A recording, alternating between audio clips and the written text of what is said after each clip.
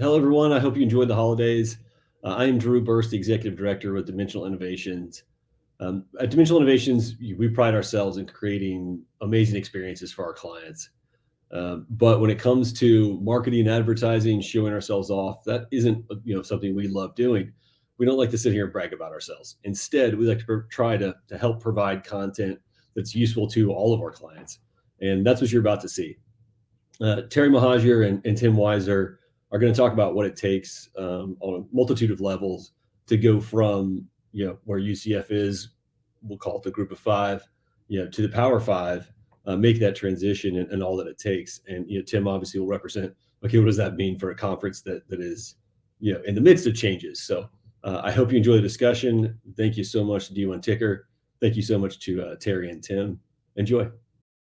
Hello, I'm Bryan Fischer with D1 Ticker. Thrilled to bring you a very special panel presented by Dimensional Innovations with Terry Mohajir, the UCF AD, and Tim Weiser, the Deputy Commissioner of the Big 12. Gentlemen, thank you so much for joining us. Glad to be here. My pleasure. Well, it's interesting.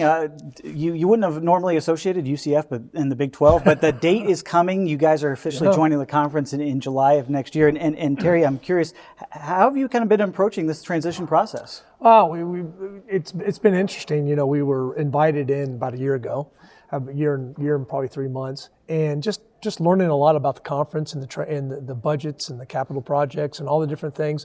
And that's really been our biggest focus from a transition standpoint. I've been fortunate to work in the Big 12 twice before at one institution. And so I have a pretty good idea. I've been almost in every campus. I've been to Lubbock, Texas, but I've been to every campus but that one. So I have a pretty good idea of what we are up against as far as we're a little behind, but I think we have also a lot of unbelievable attributes, and our regionality does present some really good additions to the conference that the conference doesn't have. So I think we were quite fortunate to be invited, and we're very excited about it. Tim, you've been at the Big 12 for a while. You've had some members come and go. What is the transition process like from the conference office standpoint? Well, it's been interesting because, as you say, we've had a lot of changing membership over the years, past 10, 15 years. And, as we added these 4 new members, our belief and approach was similar to what we did with TCU in West Virginia when they joined, in that we wanted to give them a chance to get to know us, know the difference in the conference that they were in previously versus the one they're getting ready to join. And just like each institution has its own unique kind of culture and fit, so do conferences. And there's different ways that you do things. And this was an opportunity in our visits, and it kind of coincided with the hiring of a new commissioner, that we had gone out to all of our existing members and then began to layer on top of those the 4 incoming members. And so it, I think, gave all of us a chance to understand sort of the uniqueness as we would go to those campuses. You could absolutely see and feel a difference between what we experienced at Cincinnati versus what we experienced at BYU versus what we experienced at Central Florida and Houston, of course. And so, I think the end game for us was doing all we could to make sure that once Terry and his staff and the rest of the coaches join this conference, they'll have a pretty good idea on how we conduct business and the things that we do that might be different than what they're used to in the American. I mean, you're invited by Bob Bowlesby, but you have a new commissioner coming in. What has that relationship been like from your standpoint, having somebody new come in and as you join the league as well? Well, we were very fortunate. We worked with Bob a short period of time, and he has a bunch of the staff that are still there. So there's some continuity, new vision with a new commissioner, and it's been exciting. A lot of really neat ideas, and having been in the league before, and I think the last time I was in the league, Bob was the commissioner.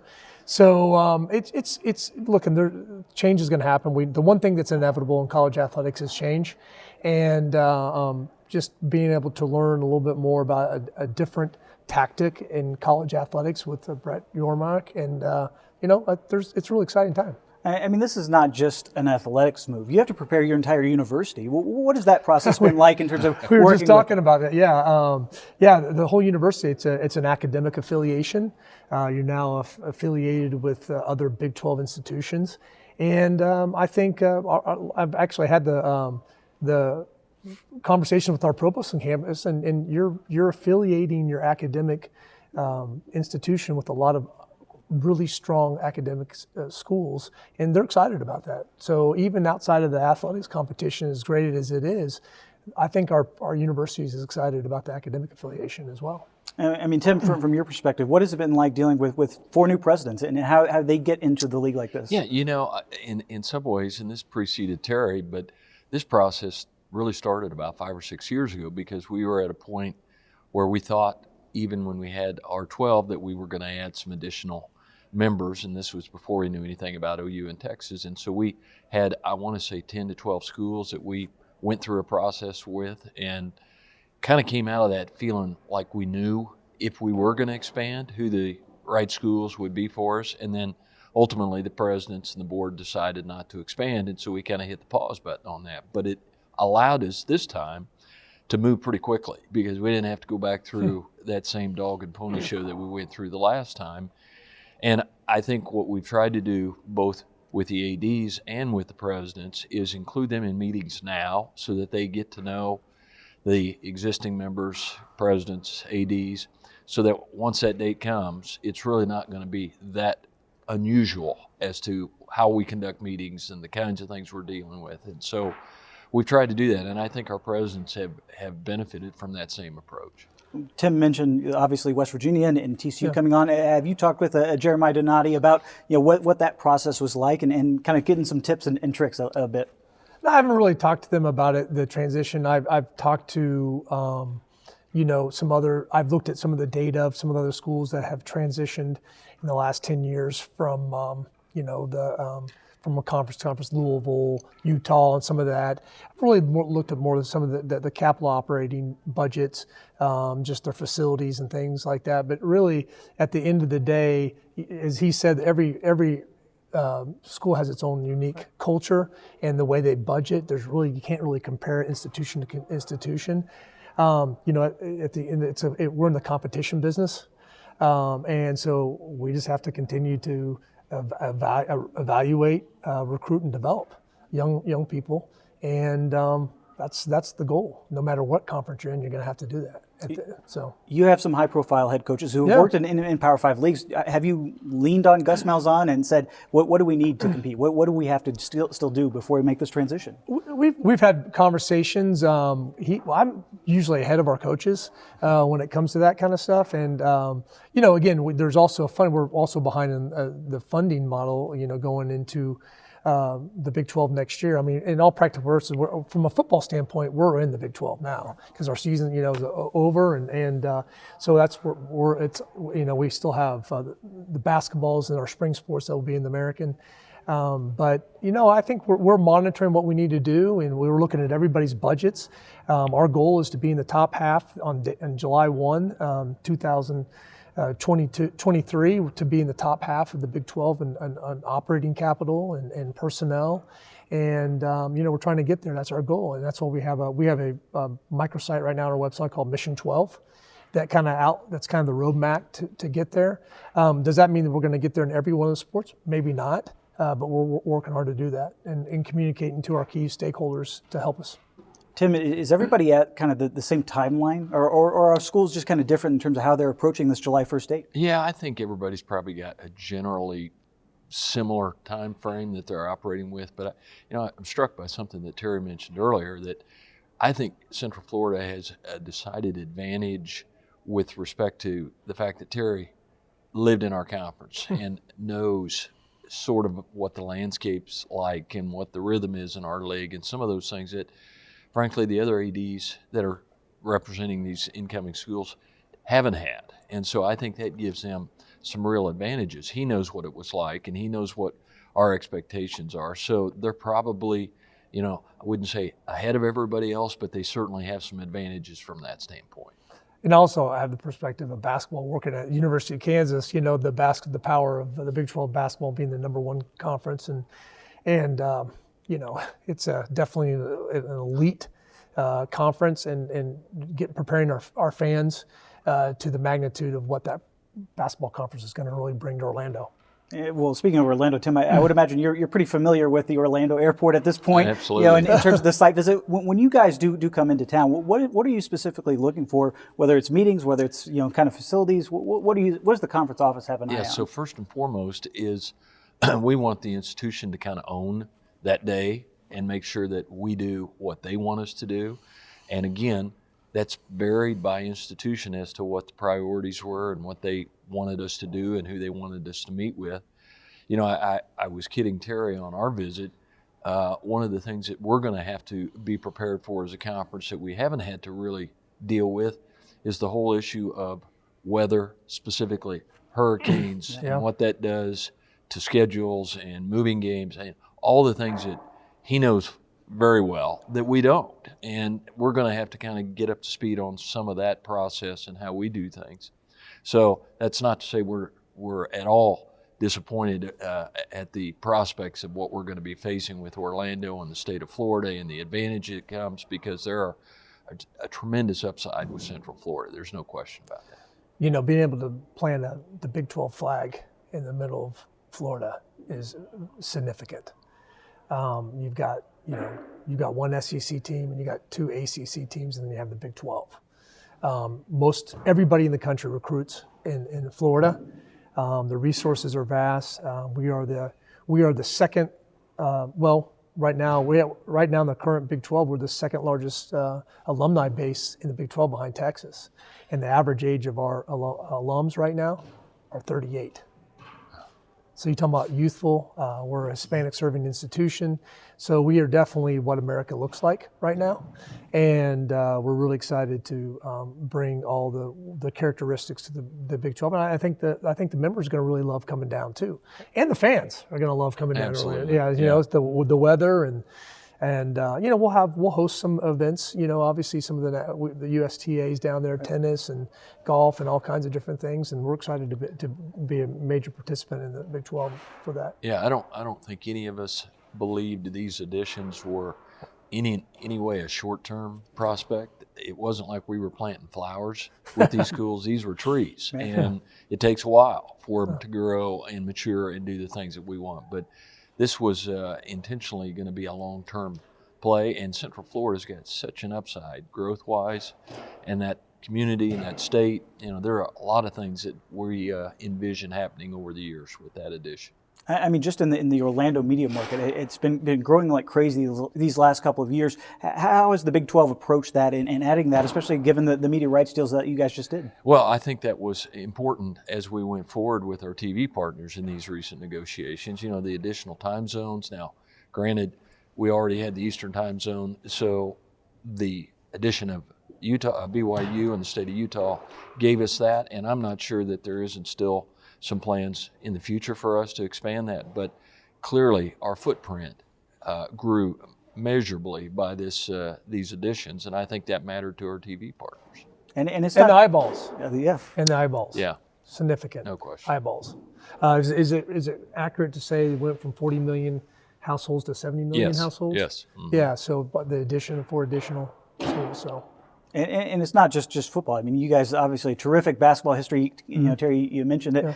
When it comes to adding schools that want to have success in the other sports, how important was that from the Big 12 standpoint to say it's not just a football decision? This is about the entire athletic department coming in to join the league. That's right. And our new commissioner has repeatedly said, look, I appreciate what football and basketball does for us when it comes to our TV rights, but the experience for student athletes is going to be similar across all sports, and I think that does matter as we identify championship sites and locations and what we do, whether it's baseball, softball, et cetera, going forward. I think, again, that part of the country offers us opportunities that we don't currently enjoy right now. Yeah, and we're excited. I mean, our Olympic sports are doing very well. We won the conference championship. Women's soccer won the conference championship in volleyball. Softball last year we won. We lost to Oklahoma in the Sweet 16. We just lost to Penn State in the second round of the volleyball tournament. And And then our women's soccer team just lost to the #1 team in the country, UCLA, in PKs. So I think our women's sports are going to definitely bring a lot to the Big 12, and it's going to be highly competitive. The time zones are always fascinating, especially when it comes from a scheduling component and some of the distances. It is a bit of a trek from Orlando to Lubbock. How have you guys kind of approached that in terms of the travel component? Well, geography, a lot of people make a lot about geography. Geography is not about how far it is, it's how long it takes to get there. Okay, so I could have a school that's 8 hours driving away that seems really close, but it takes you 8 hours to get there. It's going to take us, it's going to take us 2.5 hours to get to Kansas when we play Kansas, and so, geography is always about time, more so than location, and I feel really good about the geography, and we're playing, you're playing teams all over the country anyway, and being in the American, we were already going to Texas, we were already going to Oklahoma, we were going to Cincinnati, we were going to Philadelphia, so it's not going to be that much of a difference. Yeah, and Terry knows this, having heard that, and he's correct about that, but we also are mindful as we build our schedules to make sure that we don't put schools at a decided disadvantage because of those travel complications that may exist. And football and basketball are a little different because of the charter scenarios, but there still is some thought that we give as we develop our football schedules and basketball schedules about trying to make sure we don't disadvantage somebody that's maybe at the extreme of some of our footprint, if you will. That'll be nice. I never had that before. So that'll be really nice. I'm sure. Now, as much as we talked about some of the particulars about this move, July 1st is going to be coming up. Yeah. What are you guys doing to celebrate this? This is a momentous occasion, especially for your school to move into the league. What is happening? What's happening in the planning stages already that's going to end up kind of running its course on July 1st? Oh, the conversations we have with a lot of our student athletes and also just playing up the Big 12, their success this year. Obviously, the success they've had in basketball the last 4 years with 4 teams in the national championship. And then the ratings that they're getting right now in football and TCU getting into the Final Four. And being a part of that conference is really the word spreading across the state of Florida and our region where we recruit. So we're continuing to promote the Big 12 as a brand and the member institutions. And when it comes to, Tim, just in terms of this celebration, is the Big 12 planning to do something involving all 4 schools? Yep. I would just say stay tuned. We're still working out. Yeah. I think once we get our schedules set, that's going to help us maybe frame a little bit more about the details. But hopefully in the next 30 days, we're going to have more of those details to release and talk about, but suffice it to say, we'll celebrate those new 4 schools in an appropriate way. And to this point, I think once they see that schedule, our UCF Night Nation is what we call. It'll really set in to see who you're playing and who your new who's coming to play at your place, where you're going to go, and people start making plans. And I think it'll just be self-promoting itself, where people will get really excited. Yeah. Tim, you're also having members leave. Do you kind of almost have to balance, that you're having 4 members come in, and obviously you have 2 that are leaving down the road. Do you kind of also have to balance that? Oh, absolutely. Yeah. As Terry has witnessed, we break up our meetings in ways that have a separation between the outbound schools and the inbound schools and the existing schools, and trying to keep the 8 plus the 4 minus the 2 and all the math that goes into that. Those 2 schools are still members in our league, and so they certainly have a right to participate in issues that affect them. But at the same time, we also have the right to have conversations with our 4 incoming schools that wouldn't involve them. And so it's been, a little bit of a task to manage that, but I think we're coming down the home stretch on some of it. And it's been great because in in the American, we weren't invited to any more meetings. So it's been really hard to be part of a governance structure. Right. And he heard a little of my frustration this morning in our meeting today, just because we don't really have a conference office to go to. So the fact that they let us come and be a part of the governance structure of the Big 12 has been tremendous. I can speak on behalf of UCF, but I know the other 3 institutions feel it as well. Well, it'll make the Yeah. transition a lot smoother Yeah. and a lot easier when we get to July 1. I was going to say, you might be the only person in college athletics that's welcoming more meetings onto the calendar. Yeah, well, you know, well, especially with this, not being a part of the governance structure in probably the most volatile time in college athletics with transfer portal, NIL, and you got state laws, you got new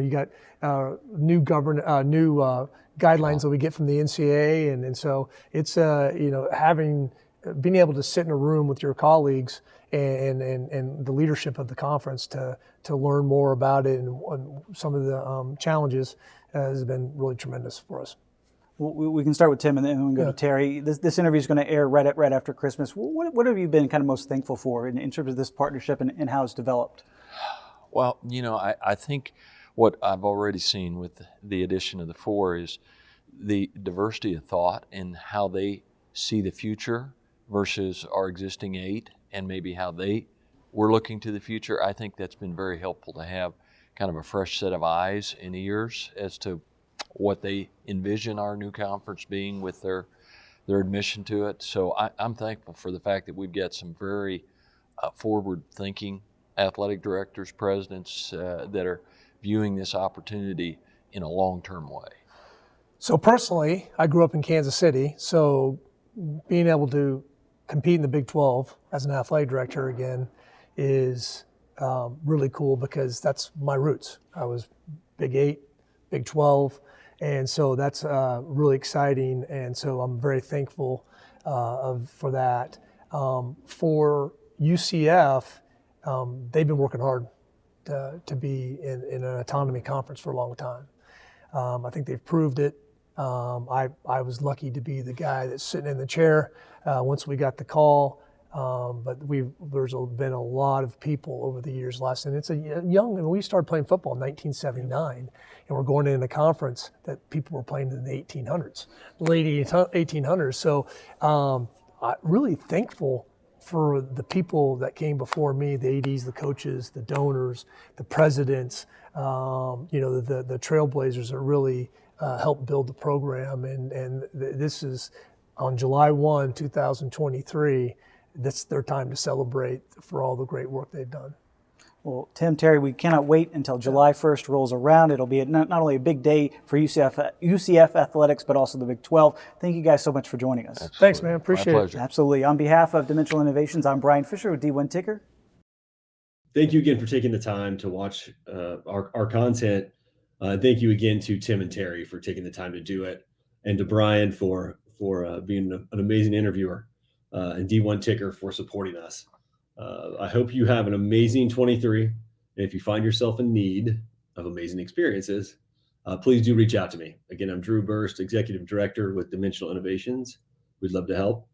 We'll talk soon. Take care.